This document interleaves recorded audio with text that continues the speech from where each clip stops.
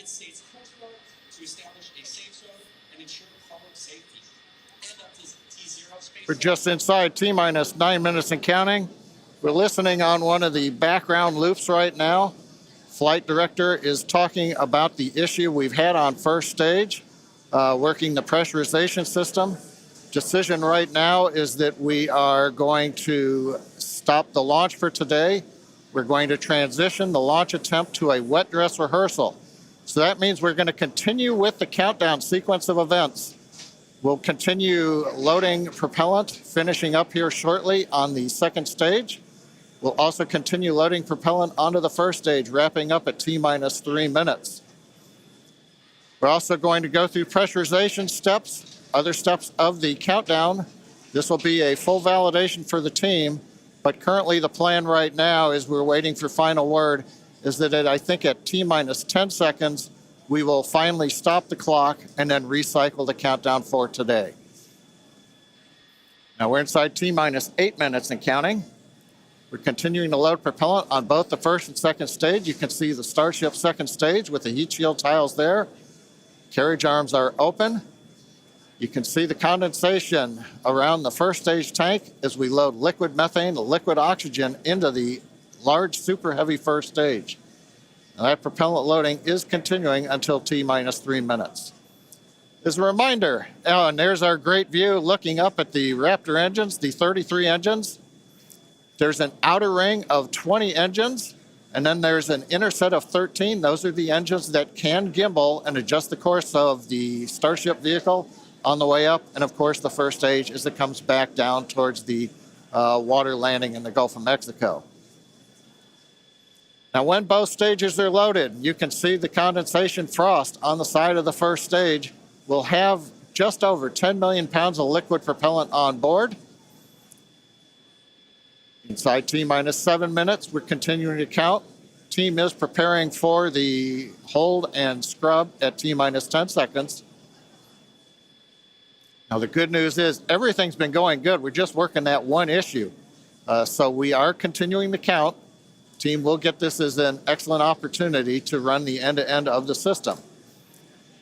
Now, in a launch, in the next few minutes, the guidance system would be performing its final alignment. We will be doing that this morning.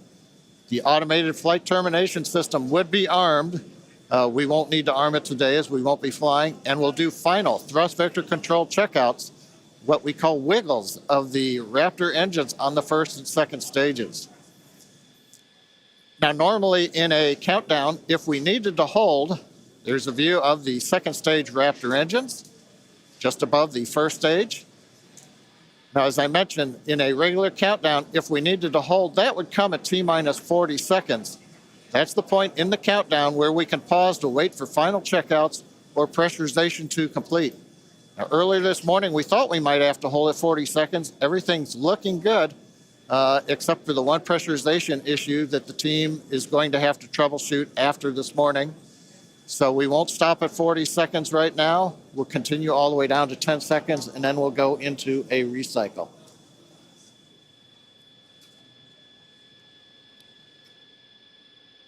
John, you mentioned that we're going to be jumping into a wet dress rehearsal here, and I actually now think we're coming up T-minus 5 minutes.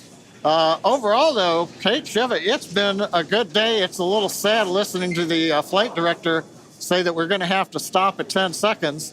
But I guess that's for everybody. It gives us a real run-through of the launch vehicle. Yeah, it's unfortunate. Of course, we wanted to see fire today and lift off. But that's okay. The point of the countdown is to allow the teams to progress to that T0 time in a coordinated fashion and really to unveil any issues prior to the ignition sequence. So the countdown did its job today.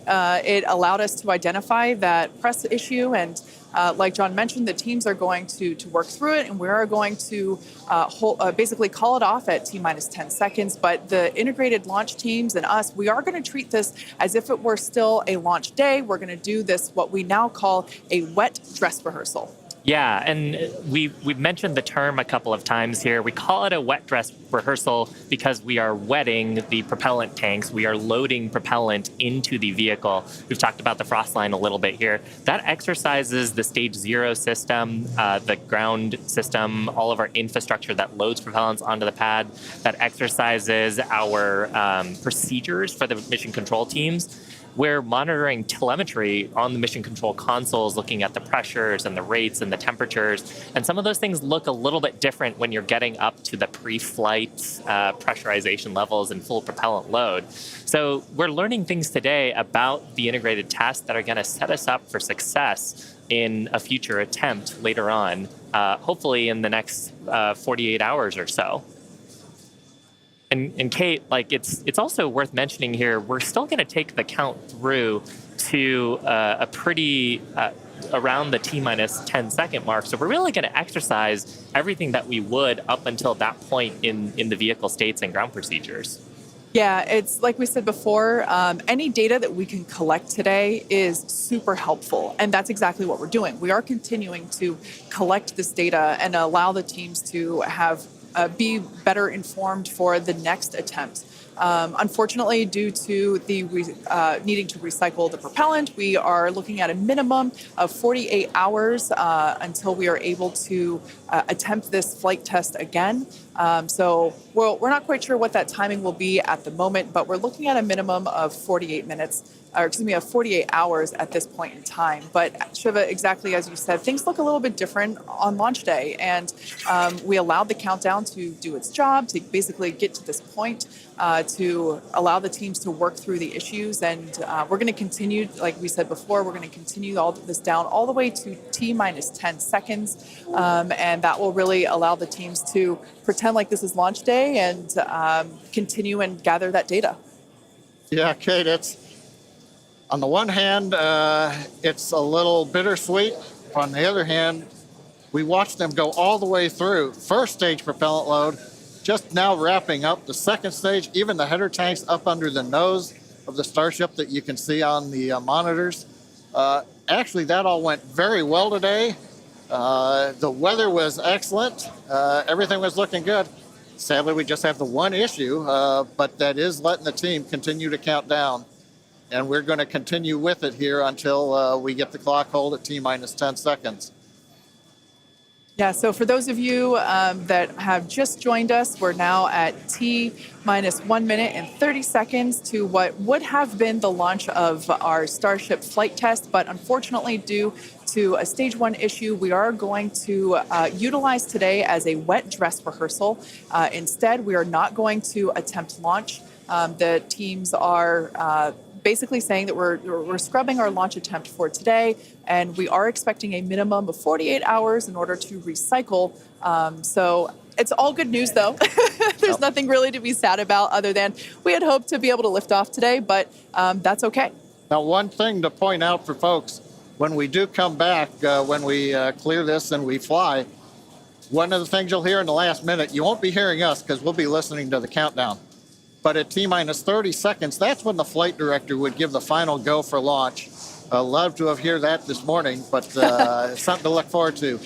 Absolutely. The other thing to look at is at T-minus 6 seconds, we begin lighting the engines. Up on your monitor, you can see there, T-minus 40 seconds. We did hit the 40-second hold point, and they are holding for a moment.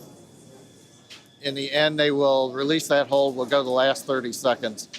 But yes, when we do get to day of launch, the last thing to look at is in the last 6 seconds, light the Raptor engines in succession. So unlike Falcon 9, we're going to have to do that a little longer.